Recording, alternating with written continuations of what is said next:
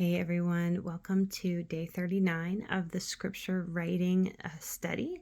Today is the scripture James chapter 4 verse 10.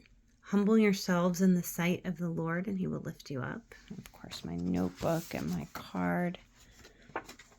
And I said, when I feel discouraged, I will turn to the Lord in humility and wait for him to lift me up again. So I went back a couple of verses. Yesterday's verse was 4:7.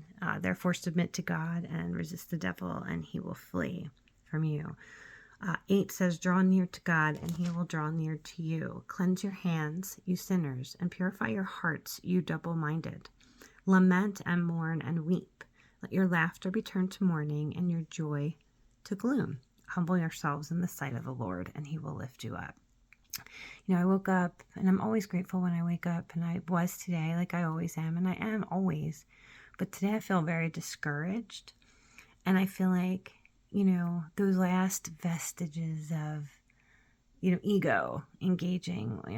I love doing this work. I love this calling, and it has enormously helped me grow. But, as with growth, I guess there's growing pains, and I'm still releasing my old ways. And, I've always been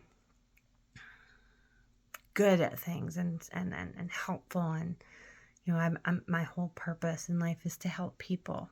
And, but me, like I was very me focused. And, this is not about me. This is about God. This whole exercise, this whole way of life is about submitting to God, this whole study.